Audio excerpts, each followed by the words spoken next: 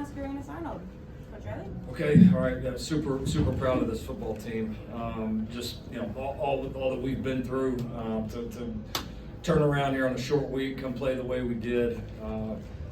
With our backs against the wall, missing some key players. Had a number of guys step up. There was no excuses in this program by coaches and players. The entire week we had a really good week, and fun to see us come play well and separate. I thought one of the big pushes for us in this game was we know Coach Schiano's reputation, Rutgers' reputation, and being the most physical team was really important to us. We harped on that this week, and I thought our guys rose to the occasion and played just a really physical football game all the way around. So obviously great to get the win. Excited locker room in there. Fun to see the guys, with big smiles on their faces, and we'll look to take this extra day, this upcoming week. Hope to use it to our advantage to freshen up a little bit and get ready for the stretch run. What did Makai show you, and when did it really start to click for him this fall to the point where you wanted to get him more involved in the passing game? Yeah, he just he made some, obviously he did the big kickoff return, which was a really good aggressive play, and then thought he just made some really competitive catches, some big plays after the catch. He's playing fast, playing confident, and it was kind of his night where the ball found him, and he made some really good aggressive plays. So he just continues to improve as a player. When you talk about programs need to separate, you feel like you learned or kind of hit on anything that this group was able to do to close this game out that was different than kind of previous weeks? Yeah, we just played better. We didn't make some of the same mistakes that have plagued us. I know it kind of sounds simple, but we did. We just played better. We took care of the ball. We did a good job in special teams.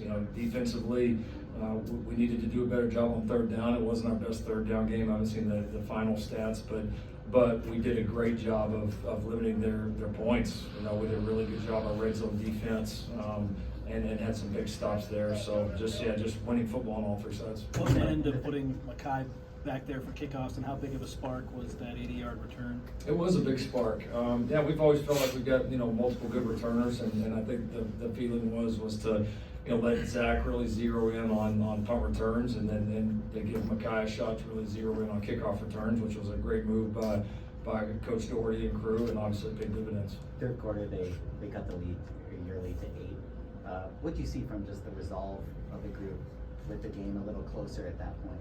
Yeah, I thought we were still very confident, kind of like we've been in all these. I mean, I didn't feel us rocked, and obviously I think that's when we came back and had the big pass to Lemon.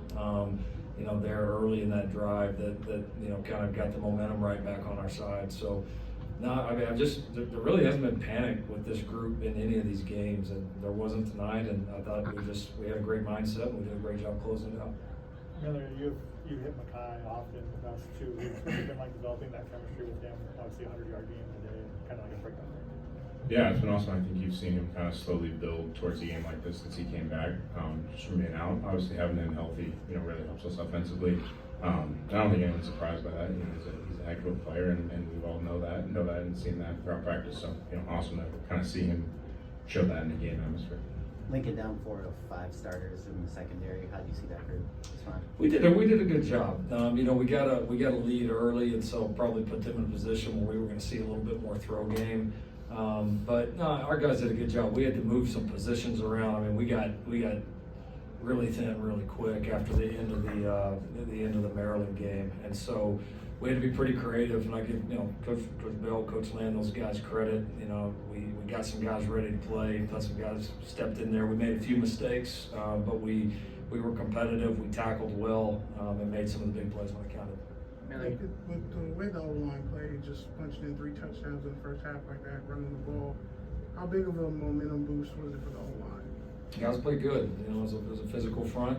We continue to get better. It seems like each game we just continue to play a little bit better. And I thought that being able to mix the run game and the throw game there in the first half was a big key to grabbing that momentum.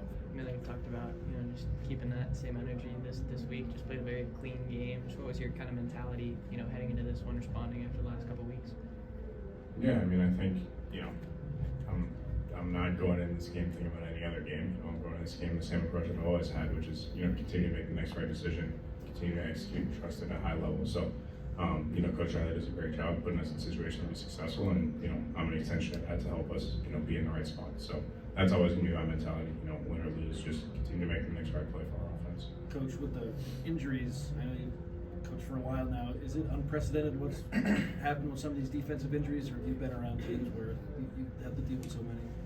I mean, I don't know. I mean, we've had a lot. I mean, I don't know if it's unprecedented. It hasn't, you know, that's, I've had better years, you know, right, with that. But it's just part of it. Like, every team has their challenges, and we know what our challenges are. And again, our guys stepped up and had a really winning performance defensively, and you know, hopefully we'll get an opportunity to get some of those guys back.